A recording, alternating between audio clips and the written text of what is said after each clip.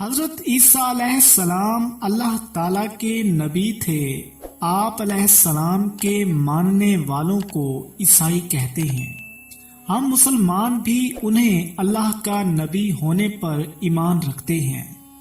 حضرت عیسیٰ علیہ السلام کے بارے میں بہت کم معلومات حاصل ہوئی ہیں۔ آپ علیہ السلام یروشلم کے قریب ایک گاؤں ناصرہ میں کنواری مریم کے بطن سے پیدا ہوئے۔ حضرت عیسیٰ علیہ السلام کے حوالے سے ہمیں حضرت مریم کے بارے میں بھی جاننا ضروری ہے۔ تاریخ کے مطالعے سے معلوم ہوتا ہے کہ آج سے 2000 سال قبل بیت المقدس کے آس پاس کے علاقے میں ایک بزرگ رہتے تھے جو نہایت پرہیزگار تھے اور بہت زیادہ عبادت کرتے تھے۔ ان بزرگ کا نام عمران تھا اور ان کی بیوی کا نام ہینا تھا۔ یہ خاتون بھی نہایت نیک اور پارسا تھیں، ہر وقت اللہ کی یاد میں مشغول رہتی۔ ہینا جب حاملہ ہوئی تو منت مانی کہ میرے جو بچہ پیدا ہوگا اگر وہ لڑکا ہوا تو عبادت خانے کی خدمت کے لیے مامور کروں گی۔ لڑکا دنیا کا کوئی کام نہیں کرے گا، صرف اللہ تعالی کی عبادت کرے گا۔ اس زمانے میں یہ روایت تھی، عبادت خانے کی خدمت اور دیکھ بھال کے لیے صرف لڑکوں کو ہی رکھا جاتا تھا۔ سورہ آل عمران میں اس کا اس طرح ذکر کیا گیا۔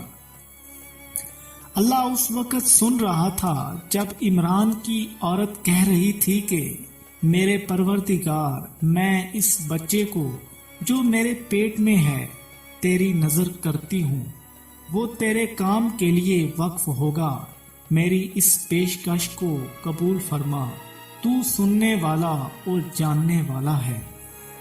بچہ پیدا ہوا لیکن لڑکا نہیں، لڑکی تھی۔ ماں کی خواہش پوری نہیں ہوئی، منت تو مان چکی تھی، لڑکا ہوتا تو عبادت خانے کی خدمت کے لیے پیش کر دیتی۔ ہینا بے چین ہو کر قرآن کریم میں اس کا اس طرح ذکر کیا گیا۔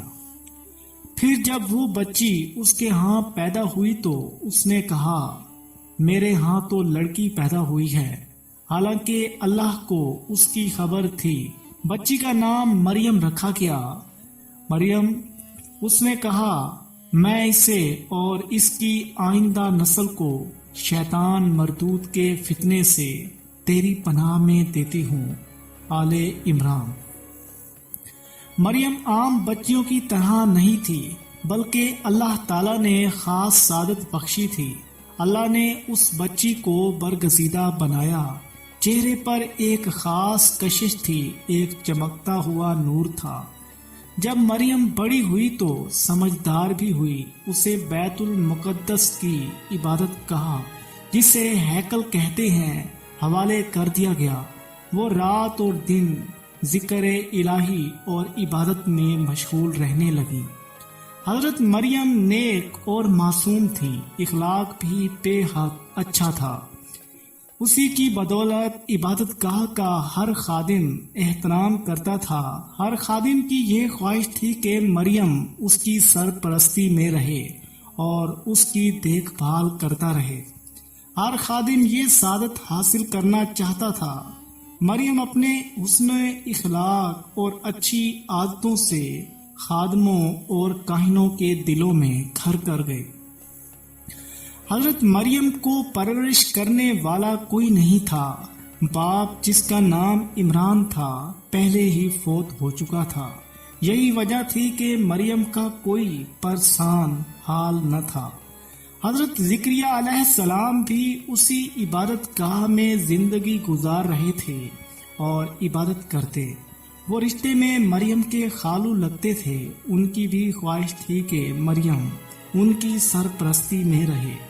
سرپرست بننے کی سب کو خواہش تھی، اب اس کے لیے کیا کیا جائے؟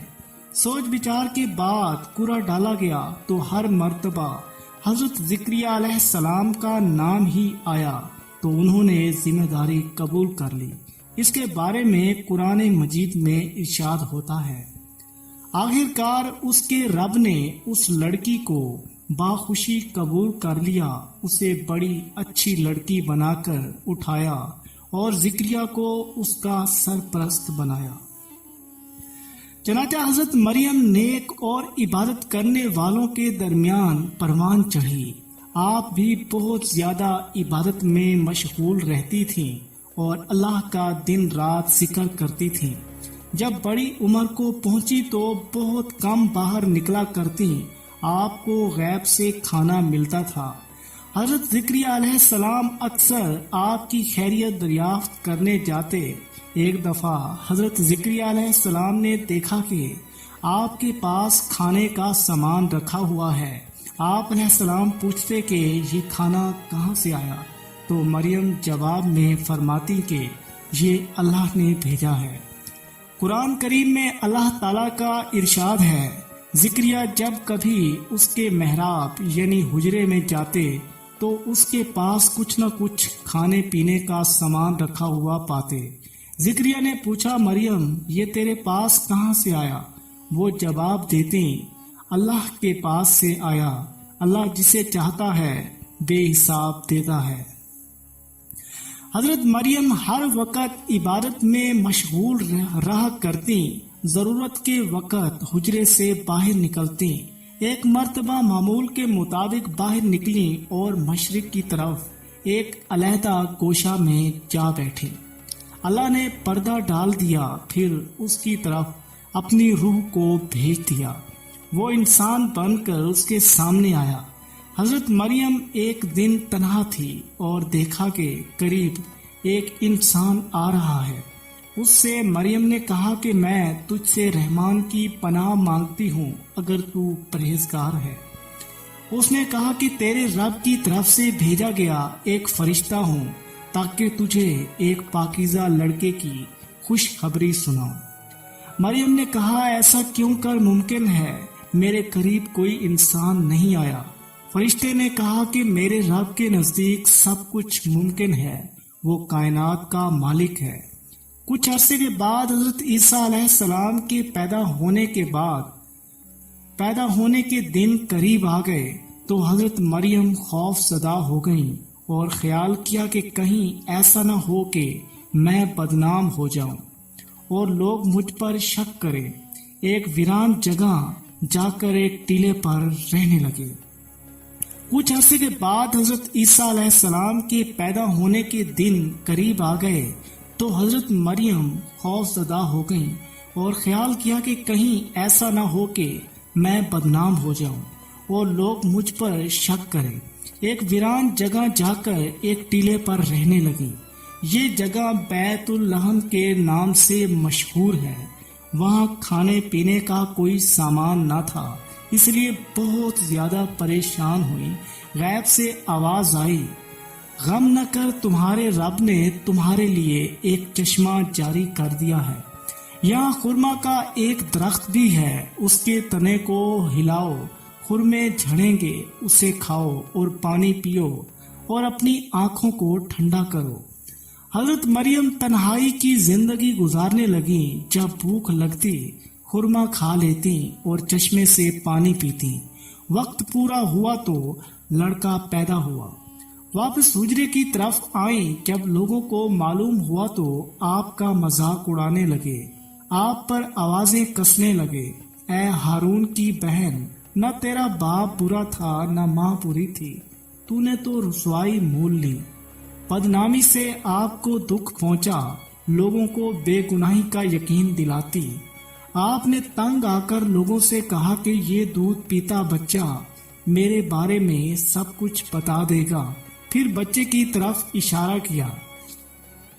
لوگوں نے کہا کہ یہ کس طرح ممکن ہے کہ یہ بچہ باتیں کرے گا؟ بچے نے بولنا شروع کیا، میں اللہ کا بندہ ہوں، اس نے مجھے کتاب دی، مجھ کو نبی بنایا اور برکت والا بنایا۔ جب تک میں زندہ ہوں مجھ کو میری ماں کا خدمت گار بنایا۔ اس نے مجھ کو نماز اور زکوٰۃ کا حکم دیا۔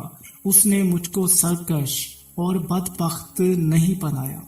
مجھ پر سلام ہے جس روز میں پیدا ہوا، جس روز میں مروں گا، جس روز میں زندہ کر کے اٹھایا جاؤں گا، میں عیسیٰ بن مریم ہوں۔ سچی بات کہہ رہا ہوں، جب وہ کوئی کام کرنا چاہتا ہے تو بس اس کو اشارہ کر دیتا ہے، ہو جا، وہ ہو جاتا ہے۔ بے شک اللہ میرا اور تمہارا رب ہے، اس کی عبادت کرو، یہی سیدھا راستہ ہے۔ یہ حضرت عیسیٰ علیہ السلام کی گواہی تھی اور بچے کا بات کرنا بہت بڑا معجزہ تھا۔ اللہ تعالیٰ فرماتا ہے، بے شک عیسیٰ کی مثال اللہ کے نزدیک آدم کی سی مثال ہے۔ اللہ نے مٹی سے بنایا، جس طرح اللہ نے بغیر باپ کے آدم علیہ السلام کو پیدا کیا، اپنی روح پھونکی، اسی طرح اللہ نے بغیر باپ کے حضرت عیسیٰ علیہ السلام کو پیدا کیا اور روح پھونکی۔ حضرت عیسیٰ علیہ السلام بڑی عمر کو پہنچے تو لوگوں کو نیکی کی دعوت دینے لگے۔ آپ طاغوتی قوتوں کے خلاف تھے، پیار و محبت کا درس دیتے، بھوکھوں کو کھانا کھلانے کی ترغیب دیتے، مصیبت زدہ لوگوں کے کام آتے، کمزوروں کا ساتھ دیتے، بیماروں کو شفا بخشتے، اندھوں کو بینائی عطا کرتے، وہ دیکھنے کے قابل ہو جاتا، کوڑ کا مرض اچھا کرتے، بیماروں کے قریب رہتے۔ آپ نے فرمایا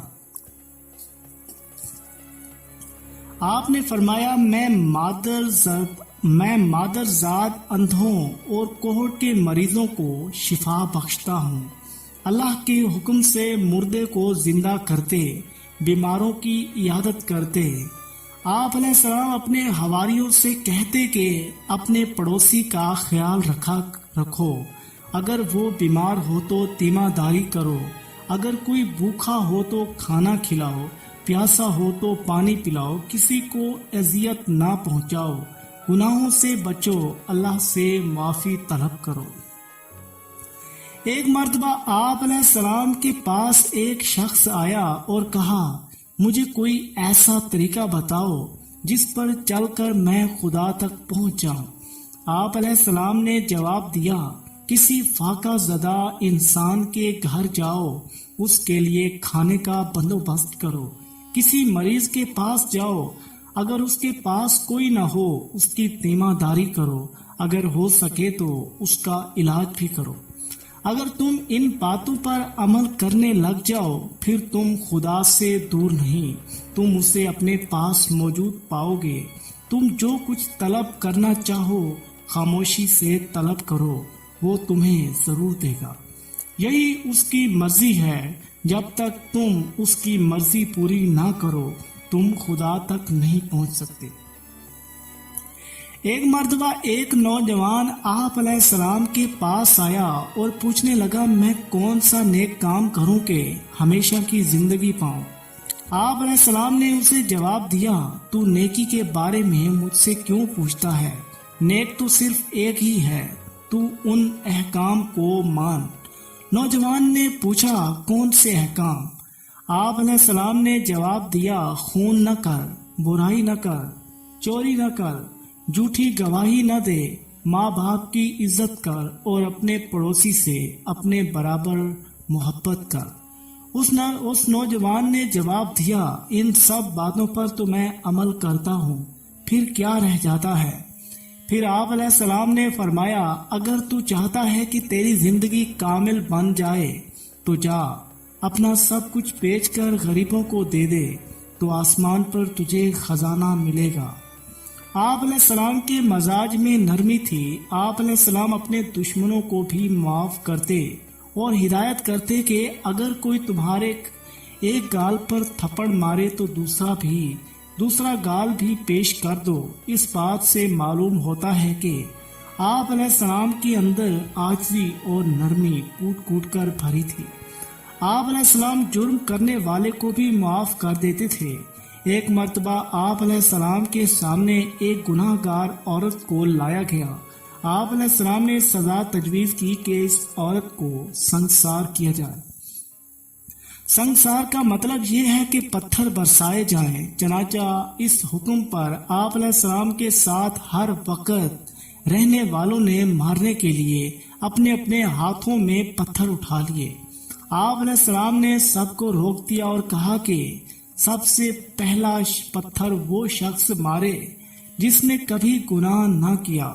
سب کے ہاتھوں سے پتھر گر پڑے اور سر جھک گئے اور کہا ہم سب گنہگار ہیں۔ اس پر حضرت عیسیٰ علیہ السلام نے فرمایا گنہگاروں کو پتھر مارنے کا کوئی حق نہیں، اور عورت سے کہا کہ چلی جاؤ۔ ایک مرتبہ آپ علیہ السلام کے پاس آپ علیہ السلام کے ماننے والوں میں سے کچھ لوگ آئے۔ ان کے پاس کھانے کے لیے کچھ نہیں تھا۔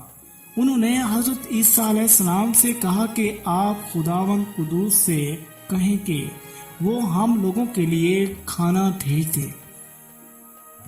حضرت عیسیٰ علیہ السلام نے دعا کی تو آسمان سے کھانا نازل ہوا۔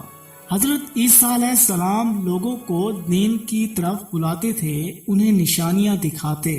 ایک روز حضرت عیسیٰ علیہ السلام نے لوگوں سے کہا کہ میں تمہارے رب کی طرف سے ایک نشانی لے کر آیا ہوں۔